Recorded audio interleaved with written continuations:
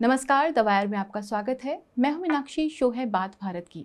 भारत में इस समय देश के सबसे बड़े नेता महिलाओं के लिए बदला लेने की बात कर रहे हैं, महिलाओं के सम्मान की बात कर रहे हैं, पर उन्हीं की पार्टी के नेता देश की महिलाओं का, खास तौर पर जो महिलाएं पिछले कुछ समय से पीड़ित रही हैं, यानी पहलगाम हमले में जो पीड़ित हुई थी महिलाएं, उनके लिए सम्मान की बातें करते नजर नहीं आ रहे हैं। प्रधानमंत्री कुछ कहते हैं पर नेता कुछ और कह रहे हैं। हालांकि पार्टी उस पर कोई सफाई नहीं दे रही है, कोई स्पष्टीकरण नहीं दे रही है। हालांकि जो हमारे देश के प्रमुख नेता हैं प्रधानमंत्री नरेंद्र मोदी, वो तमाम रैलियों में बार बार ऑपरेशन सिंदूर के बदला लेने, महिलाओं का सम्मान वापस करने की बात कर रहे हैं। क्या भाजपा को असल में महिलाओं की परवाह है? आज इस बारे में हम बात करेंगे। मेरे साथ बात करने के लिए मौजूद हैं वरिष्ठ पत्रकार और लेखक नेहा दीक्षित, और मेरे साथ हैं द वायर के फाउंडिंग एडिटर सिद्धार्थ वदराजन। आप दोनों का ही स्वागत है। और नेहा, पहला सवाल मैं आपसे करूंगी। जिस तरह से पहलगाम हमले के बाद ऑपरेशन सिंदूर की कार्रवाई हुई, लगातार भाजपा की तरफ से कहा जा रहा था कि राजनीतिकरण नहीं करना है, हमें पॉलिटिसाइज नहीं करना है। पर फिर हम अचानक से देखते हैं कि प्रधानमंत्री अपनी जनसभाएं जो हैं, उनकी नॉर्मल जनसभाएं हैं, उसमें सीधे सीधे वो महिलाओं का बदला लेना, सिंदूर बह रहा है मेरी रगों में, इस तरह के जब बयान देते हैं तो दो चीज़ें सामने आती हैं। एक तो क्या वो महिलाओं के लिए वाकई में इतने कंसर्न्ड हैं, और फिर ये जो राजनीतिकरण का मामला वो कहा जा रहा था शुरुआत में, ये है। आप इन दोनों को कैसे देखती हैं? मीनाक्षी, शुक्रिया इस सवाल के लिए, क्योंकि ये सवाल इसलिए भी ज़रूरी है, सिर्फ भाजपा के कॉन्टेक्स्ट में नहीं। मैं ये जानना चाहती हूँ कि अभी एनसीआरबी की रिपोर्ट जो लेटेस्ट आई थी, उसमें हमें पता चला कि रोज़ जो है कम से कम 46 औरतों के साथ बलात्कार हो रहा है। उसमें हर घंटे पे 40-40 केसेस रजिस्टर हो रहे हैं। रोज़ कम से कम 40 से ज़्यादा महिलाओं की दहेज को लेके हत्या हो रही है। फिर अभी रिपोर्ट ये भी आई है कि 2030 तक, क्योंकि भ्रूण हत्या इतनी ज़्यादा हो रही है, लिंग अनुपात इतना कम हो रहा है, तो 7 करोड़ लड़कियां कम जन्मेंगी 2030 तक, क्योंकि उन लड़कियों को मारा जा रहा है भ्रूण। तो मैं ये जानना चाहती हूँ कि उनके सम्मान और उनकी जो जीने का उनको अधिकार है, उनकी जो रक्षा का अधिकार है, उसके बारे में बातचीत ना होके सिर्फ ये जो महिलाएं हैं जिनके साथ ये अनहोनी हुई है पहलगाम में, इसके बारे में बात करना क्या पॉलिटिसाइजेशन नहीं है तो और क्या है? राजनीतिकरण नहीं है तो क्या है? ये हम जानना चाहते हैं। और क्या हम यहाँ पे पहुंच गए हैं कि क्या हम कोई भी एक सीधी समझदारी से इस देश के बारे में बात नहीं कर सकते हैं? आपको महिलाओं की इतनी चिंता है तो आप इन सब बारे में बात क्यों नहीं करते हैं? फिर कहा जाएगा कि वाटर बाउंड्री हो गई। मगर आप जब मणिपुर में कुछ हो जाता है, झारखंड में अभी इतने सारी आदिवासी महिलाओं के साथ इतनी सारी खौफनाक हत्याएं हुई हैं, उनके साथ बलात्कार हुआ है, बहुत सारी चीजें हुई हैं, तो उनकी रक्षा जरूरी नहीं है? मगर जहाँ पे आप पूरे दुनिया में आप दिखा सकते हैं, आप अपना, जिसे कहते हैं ना, इतना मर्दानगी तरह का जो राजनीति है, मर्दानगी दिखाना हर चीज में, अपने आप को रक्षक दिखाना, ये एक पितृसत्तात्मक सोच भी दिखाती है। तो आप हर वो मौका ले रहे हैं जहाँ पे आप दिखाते हैं कि आप औरतों के रक्षक हैं। मगर अगर आप रक्षक होते तो इस तरह के आंकड़े बार बार नहीं आते। तो ये सबसे पहला सवाल है, चाहे वो भाजपा हो, चाहे वो कोई और पार्टी हो पावर में। अगर आप इस बारे में बात नहीं कर सकते हैं तो आप राजनीतिकरण भी नहीं कर सकते। जी, जिस तरह से नेहा ने ज़िक्र किया, जब हमने मणिपुर में एक खौफनाक जो मणिपुर हिंसा के दौरान की तस्वीरें, वीडियोज़ सामने आए थे, उस चीज़ पर बहुत मुश्किल से वही एक मौका था जब प्रधानमंत्री नरेंद्र मोदी ने मणिपुर का नाम लिया था अपने किसी भाषण में।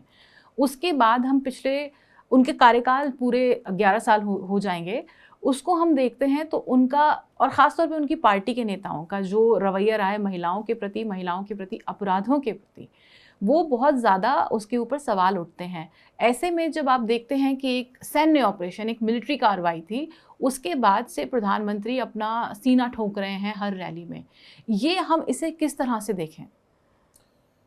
3 बातें मैं रखना चाहूँगा। सबसे पहले तो आपने ज़िक्र किया मणिपुर का।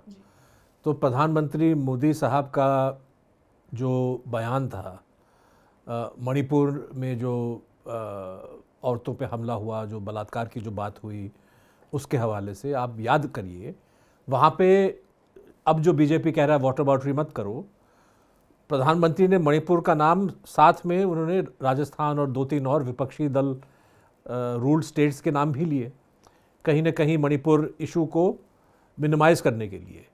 तो वो भी मुझे लगता है कि एक हाफ हार्टेड रेफरेंस था, उसमें कोई दम नहीं था, कोई दिल, मतलब कोई ऐसा कमिटमेंट मुझे नहीं दिखा।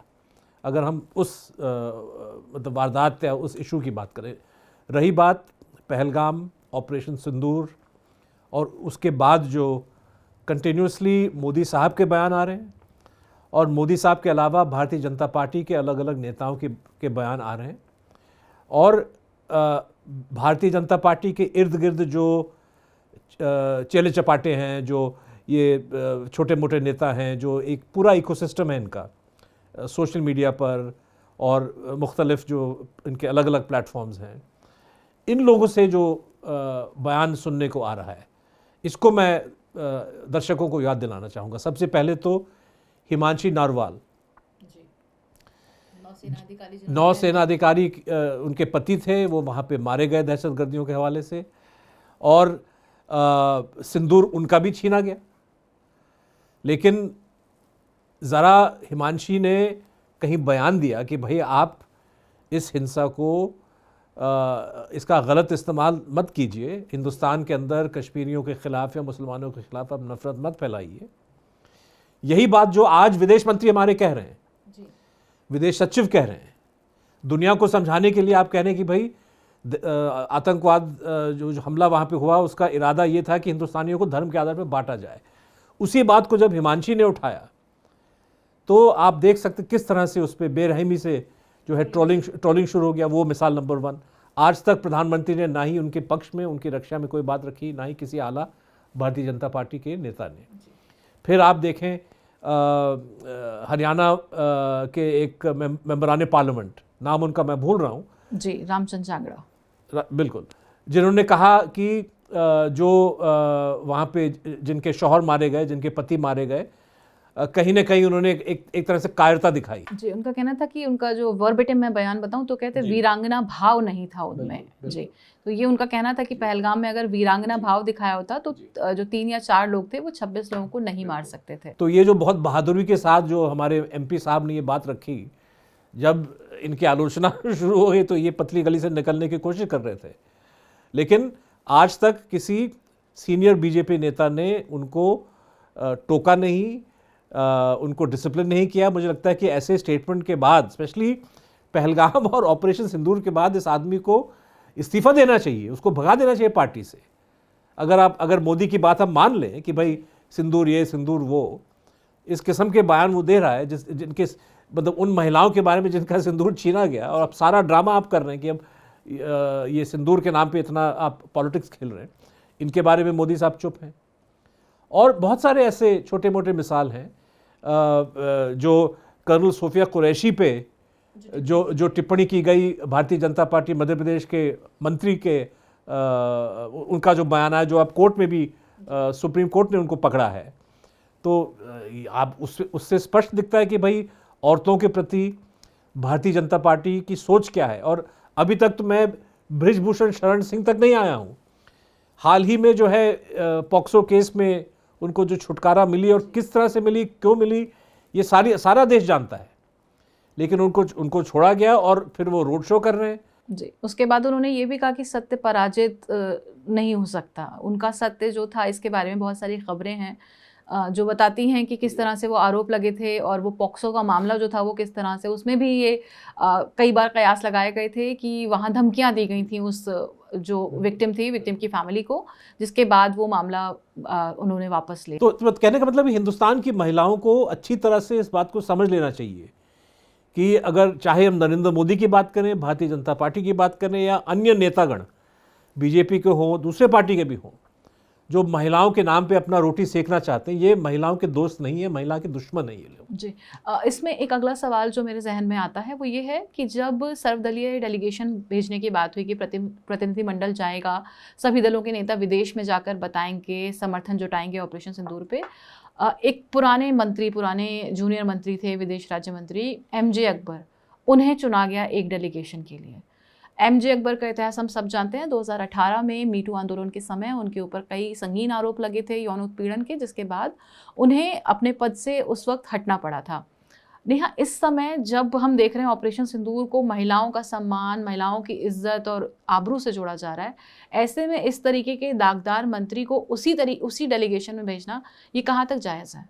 जायज़ तो बिल्कुल भी नहीं है, और ये भी दर्शाता है कि जो लोग इस तरीके की, एक तो ऑपरेशन सिंदूर के नाम पे कमिटी बना रहे हैं, उनको महिलाओं की रक्षा सोचिए, महिलाओं को एक इक्वल जो है नागरिक समझना भी उनके दिमाग में नहीं चलता है।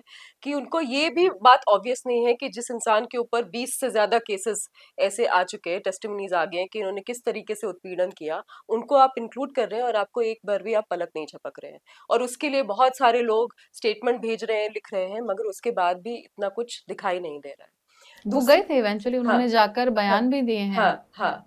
तो ये समझने की बात है कि आप सिंदूर-विंदूर की बात तो आप कीजिए, मगर जो रोज़ की बातें चल रही हैं हमारे यहाँ औरतों की, रिपोर्टर्स आके एक जो है लीडर के बारे में और एक आपके डेलीगेशन मेंबर के बारे में बता रहे हैं, मगर आप उसको भी सीरियसली नहीं ले रहे हैं। और दूसरी बात ये है, जो सिंदूर की बात आती है, सिंदूर मतलब आप क्या, नारीवादी सोच क्या कहती है कि एक महिला वो महिला है, उसको आप किसी आदमी के साथ उसका क्या रिश्ता है, उससे आप उसको डिफाइन ना करें, उसके पति के थ्रू उसको आप डिफाइन ना करें, भाई बाप के साथ डिफाइन ना करें। जब बहुत बार उसकी स्वतंत्र पहचान को आपको ऊपर जब याद रखें। हो, निर्भया के प्रोटेस्ट होते थे तो कहा जाता था ये भी किसी की बेटी है, बहन है। तो अगर मैं किसी की बेटी, बहन या बीवी नहीं हूं, तो क्या मेरी सुरक्षा जरूरी नहीं है क्या? तो ऑपरेशन सिंदूर का क्या मतलब है कि आप बार बार यही बातें बता रहे हैं। अभी आप जैसे हमारी बातचीत हो रही थी कि इसको लेके बहुत सारे प्रोग्राम हो रहे हैं, इसी थीम को लेके बहुत सारे प्रोग्राम हो रहे हैं।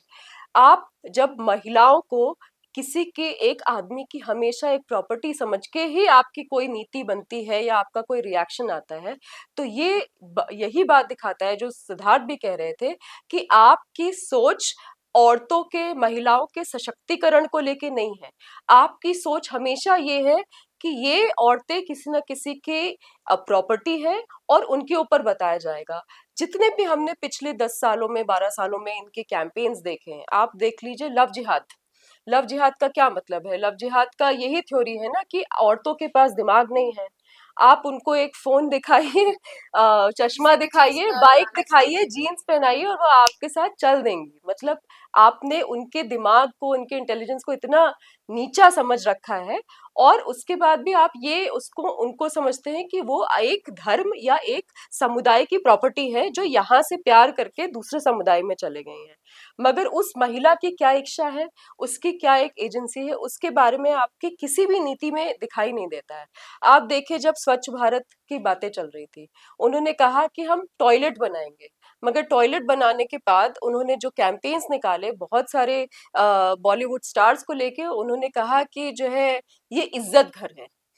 तो इज्जत औरतों की इसी चीज से आती है कि वो अगर खुले में शौच चले जाएंगे तो उनकी इज्जत इसी से होगी। आपको ये नहीं लगता कि एक किसी भी समान इंसान को एक बाथरूम की जरूरत हो बुनियादी सकती है? सुविधा है वो किसी के बिल्कुल, लिए। बिल्कुल। उसमें भी आपको यही बातें जोड़नी है। तो ये बार बार जो ये औरतों को इस तरह की नीची दृष्टि से देखने का जो एक रवैया है, ये दिखाता है कि इनको कोई भी, अगर वो महिला सशक्तिकरण हो भी जाएगा, जैसे हिमांशी ने अपनी दिमाग लगा के अपनी एक वॉइस और में उन्होंने बोला जो वो सोचती हैं, तो उनको तुरंत गालियां पड़ गई।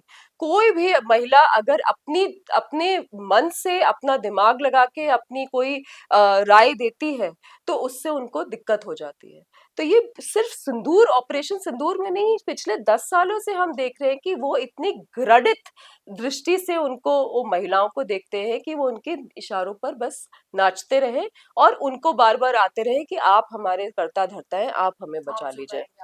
हाँ, हाँ। सिद्धार्थ, इसमें एक भूमिका हमने अभी देखी, जैसे जिन शख्स की आप बात कर रहे हैं जो MP रामचंद्र जांगड़ा हैं, वो भी हरियाणा से आते हैं। हरियाणा राज्य महिला आयोग की जो अध्यक्ष है नीनू भाटिया, वो अशोका यूनिवर्सिटी के एक प्रोफेसर अली खान महमूदाबाद के एक सोशल मीडिया पोस्ट से काफ़ी आहत हो गई थी, और उसमें उनका कहना था कि नहीं, ये महिलाओं के खिलाफ है, और इसके चलते महमूदाबाद जेल भी गए। सुप्रीम कोर्ट से अंतरिम राहत के बाद वो बाहर हैं। हालांकि राज्य महिला आयोग जो है, हरियाणा राज्य महिला आयोग, खासतौर पे रेणु जी जो हैं, वो इन बयानों पे वो खुद बताती हैं कि वो भाजपा से पिछले 30 सालों से जुड़ी हुई हैं, पर भाजपा के किसी भी नेता को उन्होंने नहीं कहा कि आप ट्रोलिंग मत कीजिए हिमांशी नरवाल की, ना उन्होंने कहा कि आप ऑपरेशन सिंदूर की जो वो है कार्रवाई जो हुई है उसको महिलाओं की जो इज्जत आबरू से ना जोड़िए, ना उन्होंने ये कहा कि पहलगाम की जो पीड़ित महिलाएं हैं आप उनको इस तरह से नीचा मत दिखाइए कि आप कह रहे हैं कि उनमें वो कायर थी इसलिए वो अपने घर वालों को बचा नहीं पाई। इस सब चीज़ों पे हमें एक चुप्पी नज़र आती है रेणु जी की तरफ से।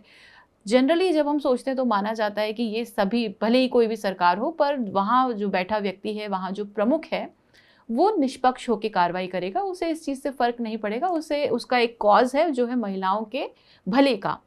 अगर वो महिलाओं के भले के लिए कोई भी बात कोई भी कह रहा है तो उसके खिलाफ खड़ा होगा, अगर भले की बात है तो उसका साथ देगा, और अगर कोई महिलाओं के बारे में बुरी बात है तो उसके खिलाफ जाएगा।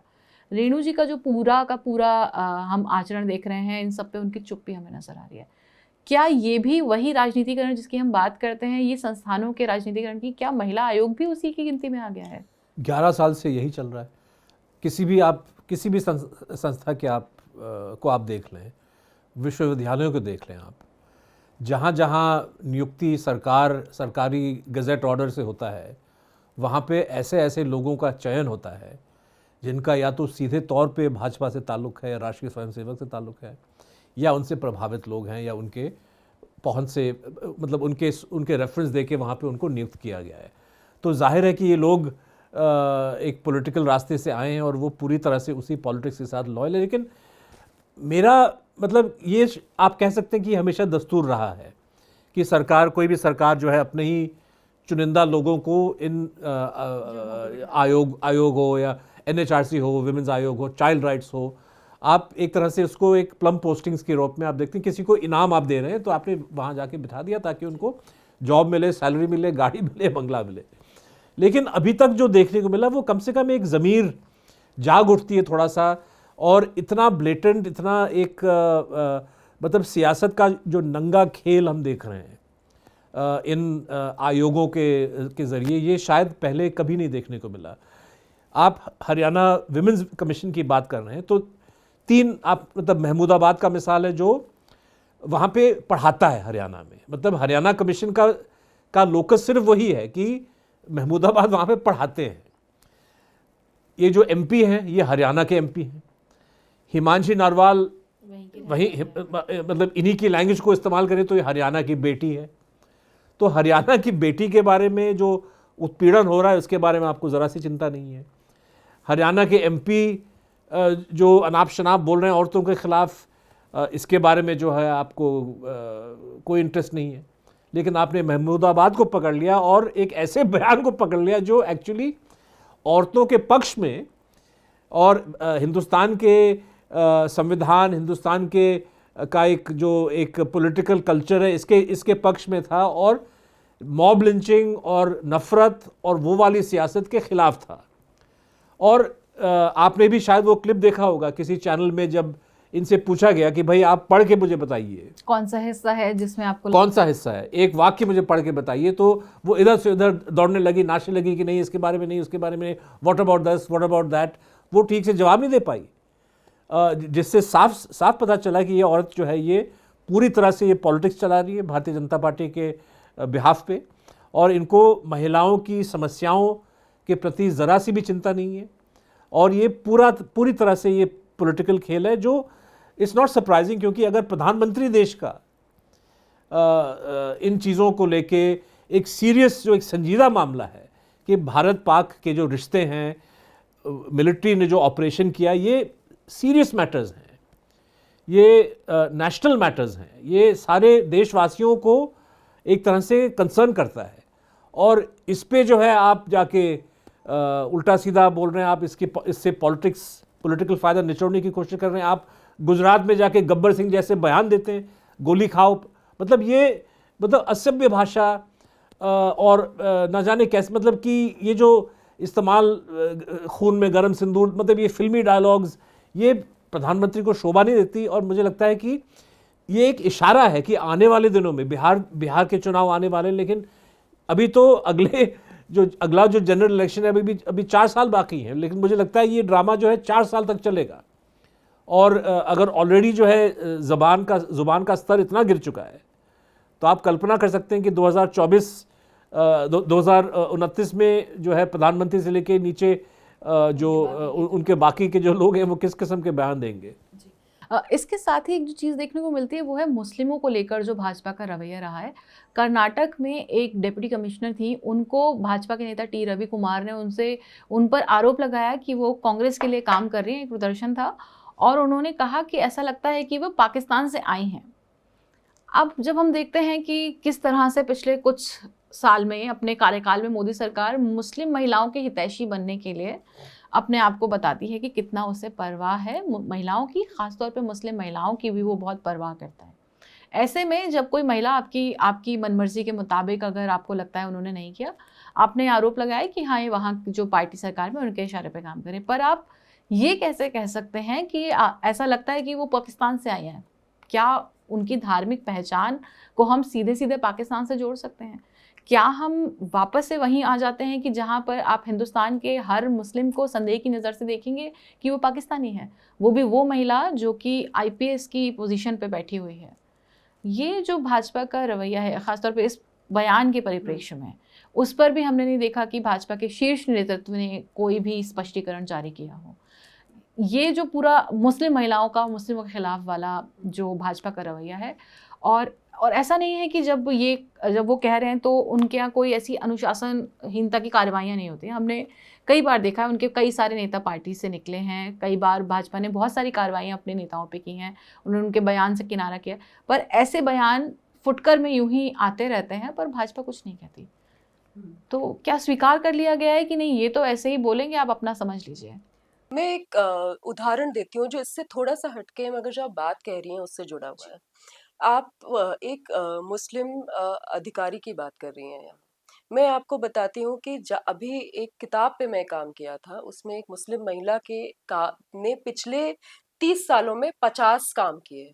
तो आपकी चाय की छन्नी से बनाने से लेके आपकी दिवाली में जो आपका खाना जो है मिलता है, आपको रेवड़ियाँ मिलती हैं लोहड़ी पे, तो शादी के कार्ड मिलते हैं, दरवाजे की कुंडियाँ मिलती हैं, ये सब उन्होंने 50 काम 30 साल में किए और उनको 1/5वें हिस्से से ज्यादा दिन की दिहाड़ी नहीं मिली।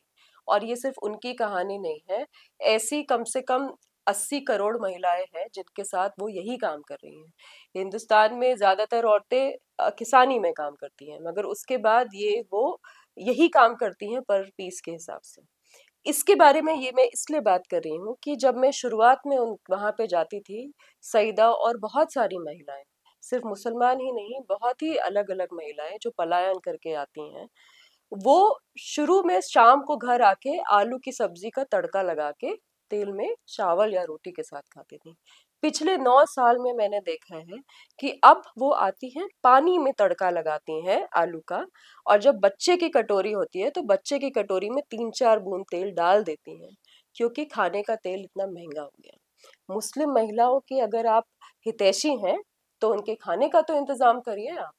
आप सिर्फ ऊपर से बोलते रहते हैं तलाक के बारे में, इसके बारे में, उसके बारे में, मगर क्या अगर लोगों को खाने को नहीं मिलेगा डेली बेसिस पे, और बहुत सारी मुस्लिम महिलाएं इसी स्तर पे काम कर रही हैं जहाँ पे उन्हें बेसिक दिहाड़ी भी जो मिलनी चाहिए वो नहीं मिल रही, क्या ये जरूरी नहीं है? क्या इसके बारे में बात करना जरूरी नहीं है? सिर्फ चीख चीख के ये कहना कि सिंदूर मेरे नसों में बह रहा है और पाकिस्तान चले जाओ, पाकिस्तान जाके भी इतना आपने बोल लिया है कि अब किसी पे असर नहीं होता है, आप बोलते रहिए। और आप जो संदेह लगा रहे हैं उससे, आप जब जब आपका मर्जी चाहा तो आपने प्रेस कॉन्फ्रेंस में मुस्लिम महिला को खड़ा कर दिया, जब आपकी मर्जी चाहा आपने कहा पाकिस्तान चले जाओ, जब आपकी मर्जी आई तो आपने कहा कि अरे ओवैसी ने तो हमारे को बचा लिया और उन्होंने हमें इंडिया को पर इसमें एक जिंदाबाद चीज बोला। और है, अगर वो प्रेस हाँ, कॉन्फ्रेंस में मुस्लिम महिला को भेज भी रहे हैं हाँ, तब उसकी इज्जत नहीं है। आपका हाँ, खुद का हाँ, मंत्री खड़ा होकर हाँ। कह देता है कि मोदी जी ने आतंकवादियों को उनकी बहन भेजकर जवाब एक दिया। एक शब्द है इंटरनेशनली इस्तेमाल होता है, जैसे यहाँ पे संदूरीकरण हो रहा है, उसको कहते हैं पिंक वॉशिंग, गुलाबीकरण। जो गुलाबीकरण क्या होता है, जैसे इजराइल ने बहुत इस्तेमाल करने की कोशिश करी है, उन्होंने 2 साल पहले एक उनके सैनिक ने प्राइड मार्च का जो है झंडा अपने गाजा के जगह पे लगाया हुआ था, और उन्होंने कहा कि हम LGBTQI लोगों के पक्ष में ये बात बोल रहे हैं और गाजा में तो ये सब होता नहीं है। और उसको गुलाबीकरण का नाम दिया गया था, क्योंकि आपने जो लोगों पे अत्याचार किया है उसको आप गुलाबीकरण करके अपनी इमेज अच्छा करना चाहते हैं। अमेरिका ने भी यही किया है। जब भी जो है उन्होंने यूएन में लोगों को भेजा है यूएस की तरफ से सीज फायर पे डिसीजन लेने के लिए, उन्होंने अफ्रीकन अमेरिकन लोगों को भेजा है और उन्होंने हाथ खड़ा करके कहा है कि हम सीज फायर के खिलाफ हैं। इसको भी गुलाबीकरण कहा गया है कि आप दिखाना चाहते हैं कि इतनी अच्छा आप काम कर रहे हैं और आप इतने इंक्लूसिव है, सारे लोगों को रिप्रेजेंट कर रहे हैं, बट एक्चुअली उसके पीछे कितनी गंदगी छिपी हुई है उसको आप छुपाना चाहते हैं, मगर वो छुप नहीं रही है। जी, यानी कि एक सिर्फ पर्दा है जिस जी। पर्दे के पीछे वही सारी की सारी गंदगी दिखाई पड़ती है। सिद्धार्थ, इसके बीच में एक और नया डेवलपमेंट ये है कि आईपीएल का जो क्लोजिंग सेरेमनी है फाइनल 3 जून को होना है और बीसीसीआई ने ट्रिब्यूट देने के लिए ऑपरेशन सिंदूर को तीनों सेनाओं के प्रमुखों को उसमें बुलाया है। फिर हम वही पहला सवाल जो मेरा था कि क्या ये राजनीतिकरण का कोई हिस्सा नहीं कहा जाएगा? देखिए, राजनीतिकरण तो है ही ये, और इसका मतलब कि आईपीएल मतलब इसके पीछे जो पॉलिटिक्स है उसको समझने के लिए आपको ये देखना पड़ेगा कि हिंदुस्तान के अंदर क्रिकेट के जो प्रमुख हैं वो आदरणीय गृह मंत्री के सुपुत्र जय शाह हैं। ठीक है, तो तो वो आईसीसी के भी प्रमुख बने। आईसीसी के भी प्रमुख हैं, लेकिन एक तरह से भारतीय क्रिकेट का अंतर्राष्ट्रीय स्तर पर चेहरा बन चुके हैं। हिंदुस्तान में भी वो चेहरा है और हर कोई जानता है कि भाई ये किस पार्टी से, किस नेता से जुड़ा हुआ शख्स है। तो ये जो मिश्रण है स्पोर्ट्स का, ऑपरेशन सिंदूर का, सर्विस चीफ्स का, ये एक मैं समझता हूँ कि इसको एक सीरियस इशू को आप एक कहीं ना कहीं इसका एक तमाशा बना रहे हैं और इस तमाशा से आप उम्मीद कर रहे हैं कि आपके पॉलिटिक्स को फ़ायदा मिलेगा। और इसके अलग अलग पहलू हैं और आने वाले दिनों में आप इसको देखिएगा कि सिंदूर रंग का जो है इसका भरपूर इस्तेमाल किया जाएगा। जी, 31 मई को भोपाल में होने वाला एक कार्यक्रम है जिसका जो पॉलिटिकल कार्यक्रम है, प्रधानमंत्री नरेंद्र मोदी वहाँ रहने वाले हैं और उस सम्मेलन को सिंदूरी थीम दिया गया है। वहाँ महिलाएं आएंगी जो इसी रंग के कपड़े पहनेंगी और उसको थीम दिया गया है। तो अगर हम किसी ऑपरेशन को, किसी मिलिट्री कार्रवाई को हम रिड्यूस कर दे रहे हैं कार्यक्रमों के थीम में, तो ये हमारी सरकार के बारे में क्या ही बताता है। बिल्कुल बिल्कुल नहीं, मतलब ये तो पूरी तरह से इसका पॉलिटिक्स चलेगा। और आप आने वाले दिनों में आप याद करिए कि बालाकोट के बाद किस तरह से नरेंद्र मोदी ने शहीदों के नाम पे, मतलब जो भारतीय जो सीआरपीएफ के जो सैनिक थे जो पुलवामा में जो मरे थे, उनके नाम पे, और कितना बड़ा इलेक्टोरल अपराध है ये, आप समझ लीजिए। उन्होंने वोट मांगा, उन्होंने कहा कि उनके नाम पे आप जाके बटन दबाइए। तो ये 2019 में देखने को मिला। तो जाहिर है कि आने वाले दिनों में बिहार में अलग अलग चुनाव में हम देखेंगे। लेकिन जो मुसलमानों के हवाले से जो सवाल आपने पूछा, इस पे मैं एक दो टिप्पणी रखना चाहूँगा कि ये दरअसल में इनका नेचर यही है। ये मतलब मुसलमानों, मतलब हिंदुस्तान में धर्म के आधार पे लोगों को डिवाइड करना, बांटना, नफरत फैलाना, ये इनका नेचर है। और मैं याद दिलाऊंगा दर्शकों को कि जो पहलगाम पे जो हमला जो रेजिस्टेंस फ्रंट या लश्कर तैयबा ने किया, उन्होंने धर्म के आधार पे लोगों को क्यों चुना? क्योंकि वो चाहते थे कि देश भर में ये मैसेज जाए कि हिंदू और मुस्लिम अलग हैं, कि हिंदू और मुस्लिम दुश्मन हैं। ठीक है, ये उनका मैसेज था। और मैं पूरी जिम्मेदारी के साथ ये यहाँ पे कहना चाहता हूँ कि हिंदुस्तान में अगर कोई नेता है जो इस गंदी सियासत को आगे बढ़ाता है, अगर वो आवाम के बीच में जाके ये संदेश पहुँचाने की कोशिश करता है कि हिंदू मुस्लिम अलग हैं, हिंदू को मुस्लिम से नफरत करना चाहिए, तो मेरा मानना कि आप लश्कर तैयबा, आईएसआई, रेजिस्टेंस फ्रंट की ही सियासत को, उनके इरादों को, उनके मंसूबों को आप आगे बढ़ा रहे हो। उन्हीं के टूल किट को आप जो है और ज़ोर पकड़ने की कोशिश कर रहे हैं। तो इस पे जो है लोगों को सोचना चाहिए कि ये जो लोग आए दिन हिंदू मुस्लिम करते रहते हैं, कभी किसी आईपीएस ऑफिसर के खिलाफ, तो कभी किसी में जुड़ा हुआ है कि जब सीज फायर की घोषणा विदेश सचिव ने की थी, उसके बाद विदेश सचिव के परिवार को निशाना बनाया जाने लगा। उनकी पत्नी की, उनकी बच्चियों की डिटेल जो निकाल कर उनको भी निशाना, जबकि सीज फायर का डिसीजन कोई भी अधिकारी नहीं लेता है। लेकिन उस मामले में भी हमने देखा कि किसी भी आला अधिकारी ने भी आगे आकर ये नहीं कहा कि विदेश सचिव को क्यों ट्रोल किया जा रहा है। सिद्धार्थ, आपने शुरुआत में कहा था कि एक जगह आपने जिक्र किया कि केवल ये भाजपा के लोग नहीं हैं, ये पार्टी से जुड़े लोग हैं, जो इनका समर्थक वर्ग है, जिसको हम ट्विटर पर देखते हैं अमूमन कह दिया जाता है आईटी सेल से इन्हें पैसा मिल रहा है या आईटी सेल, पर वो खुलकर वो विजिबली दिख रहा है कि वो एक पार्टी को सपोर्ट कर रहे हैं। ऐसा ही एक नाम है अभिजीत अय्यर मित्रा का। हमने पिछले दिनों देखा कि उन्होंने एक स्वतंत्र मीडिया संस्थान न्यूज़ लॉन्ड्री की महिलाओं के लिए बेहद अपमानजनक शब्द लिखे और उसके खिलाफ महिलाओं ने उन्हें चुनौती दी। कोर्ट में मामला जाते ही कोर्ट ने कोई भी बात सुनने से मना कर दिया उनके वकील की, और सबसे पहले कहा कि ये जो लिखा है उन्होंने वो बहुत ही ख़राब भाषा है, और उसको सबसे पहले उन्होंने कहा पहले इसे डिलीट करें। उनके वकील की बहुत गुजारिश थी कि नहीं सुना जाए, पर उन्होंने कहा कि जब तक ये ट्वीट है तब तक हम इसे नहीं सुन सकते। ऐसे में जब हम देख रहे हैं कि जो महिलाओं के जिस सम्मान की बात हम कर रहे हैं, जिस सम्मान की बात जिस पार्टी को ये लोग सपोर्ट कर रहे हैं उसके नेता कर रहे हैं, उसकी जो इस तरह से लोग फैले हुए हैं, जो समर्थन कर रहे हैं, अपने आप को समर्थक कह रहे हैं, वो हिंदू राष्ट्र भी बना देंगे, वो महिलाओं के सम्मान में संस्कृत के बड़े बड़े शब्द भी लिख देंगे। पर जब कोई भी महिला जो उनकी मर्जी के मुताबिक बात नहीं कर रही है या उनके खिलाफ लिख रही है, उसके लिए उनके पास एक पर्टिकुलर शब्द है जिसको मैं नहीं कैमरा पर इस्तेमाल कर सकती, वो सीधे वही इस्तेमाल कर रहे हैं। तो वो महिलाओं का सम्मान जिसका संदेश प्रमुख नेता से शुरू हुआ है वो नीचे तक तो पहुंचा ही नहीं।